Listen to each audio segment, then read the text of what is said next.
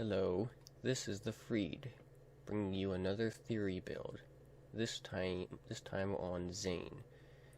This build focuses around dealing gun damage, cryo damage, freezing enemies, has good lifesteal, and is designed to keep your action skills up for a very long time, and to reset your cooldown as frequently as possible, and making you a very good tank as well. It uses two action skills, both the shield and his digi-clone. And I will go over the details now. To start, we get the barrier in slot 1. Then we get 5 points in adrenaline to increase your action skill cooldown rate up to 35% based on how high your shield is. And this build regularly has the shield high or full, so this will be very helpful. Then we get 1 point into Ready for Action, mostly to keep the skills up and progress the skill tree, but it benefits our shields, so we get 1 point into it.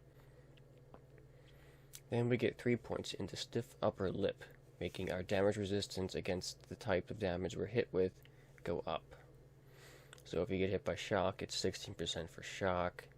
If it's element of corrosion, it gets 16% corrosion. Fire, cryo, same deal. Makes us tankier. Then we get 5 points into Brain Freeze. This is important to the build. Whenever we score a critical hit, they will be slowed with a chance of that. And if it keeps happening, the target can be frozen. And the build revolves around freezing enemies and keeping your action skills up. So this is very useful. A rapid fire weapon that has a constant crit on an enemy will get them frozen in no time. Then we get 1 point into Confident Competence. When his shields are active, he gains increased gun damage and accuracy, and the bonus is higher the more it's full, and our shields will regularly be high or full, so this will help us out greatly. At this point, we get the mod All-Rounder to make the barrier a dome, so not only will it benefit you and give it more cooldown, but it will benefit anyone around you because it will be rather large as well. Then we get 5 points into Best Served Cold. Whenever we kill an enemy, they create a Cryo Nova, dealing damage to all nearby enemies, and it can occur every 3 seconds, adding to the frequency that we freeze enemies. Then we get 1 point into Futility Belt. We gain resistance to non-elemental damage, and we get a kill skill. After we kill an enemy, all elemental damage we take is converted to non-elemental damage, so it will be very difficult to harm us with anything, or any elements for that matter. Then we get another mod. Our mod makes the barrier give us all gun damage for a few seconds after it takes damage, because more gun damage is always good. Then we get 3 points into Refreshment. Whenever we damage a frozen enemy with a weapon, we gain health back. 24% of damage dealt back is a big deal. It'll be easy to keep your health alive as long as you freeze enemies often, which will be easy with a cryo weapon and by constantly getting critical hits and killing enemies in general. Then we get 1 point into Calm, Cool, Collected. Whenever you freeze an enemy, his shields will be charged instantly. If it's already full, his health regenerates for a few seconds, and if that's full as well, his action skill cooldowns and durations are instantly reset, allowing you to put both your cooldown skills back up again, and stacking the process.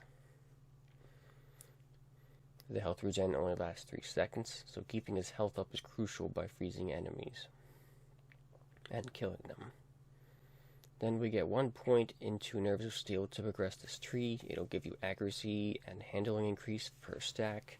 It's a decent amount and it's helpful. Then we get his ultimate, which is Distributed Denial. His barrier gains the effects of his currently equipped shield mod, and in addition, it's applied to all allies near the barrier. So if the shield gives damage bonuses, you can benefit your entire team with this. If it gives resistances, you can affect your whole team. If it causes explosions or whatever, we'll find out when it happens. But that about sums up this part of the build. This is where most of the ice and magic happens. Next we go to the second skill tree, which is the Digi-Clone skill tree. we get the digiclone in the second slot. Then we get 5 points into synchronicity, which gives us more gun damage for each active action skill. And we will have 2 up fairly often, giving us 40% extra gun damage just for having action skills up that we're going to have up anyway. And that is a huge amount of damage. Then we get 1 point into Praemunitus, which increases our magazine size for us and our clone by 8.3%. Then we get 4 points into Borrowed Time, which increases our action skill duration for every active action skill, and since we will have 2 up, we'll get 12% back regularly. Then we get 5 points into Donnybrook. Whenever we kill an enemy, his digiclone receives increased gun damage and gains health regeneration for a few seconds. It affects us as well, so we can get back up to about 25% of our health at this point in 8 seconds, and we gain gun damage of 15%. From there we get a point into Quick Breather. Whenever you swap places with your clone, the shield immediately begins recharging. This gives us another method to recharge our shields, which is useful for constantly resetting our cooldowns for our abilities by having all of our health and shields maxed. Then we get a mod. Our first mod is to give the clone the ability to heal us. Whenever the clone takes damage, Zane's shield is restored by a portion of that damage. It gives us 100% of the damage, which can be quite a lot if it's getting hurt regularly. The other ability I chose is Which One's Real, which makes enemies target the clone for a few seconds after it's summoned and after swapping places. So it'll keep damage off of you, allowing you to maximize your cooldown and resetting it. Then we get 1 point into Old You. You can use this during Fight for Your Life to destroy your clone and immediately get a second wind, and restoring 100% of your health as well.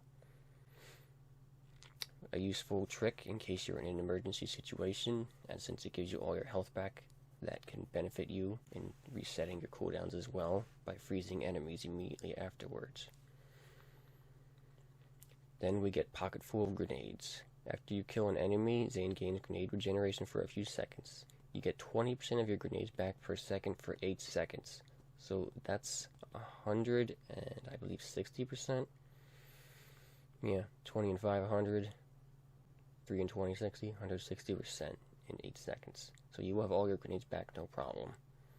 But you can't use them anyway. They're just there to be absorbed by your summoning drone. Clone. Which is from this last ability. Whenever he summons his digiclone, it consumes up to 3 grenades. And for every grenade consumed, the digiclone gains increased gun damage, max health, fire rate, reload speed, and digiclone duration. So with 3 grenades, it's going to have 60% more gun damage, 243% more health, 15% more fire rate, and 93% more reload speed. And its duration will be extended by 75% seconds per grenade. Yeah. And that about sums up the build. It is a very defensive build that is not too reliant on getting kills. It is more reliant on freezing enemies and dealing damage to those enemies and killing them and keeping your action skills up. It's generally very tanky and defensive, and it could be very efficient for someone who's not looking for a playstyle where you have to run and gun all the time, which is what Hitman's for. It's also somewhat supportive since you have a dome that can protect your allies and be of your shield to them as well. So, this is my build. This is the Freed signing out.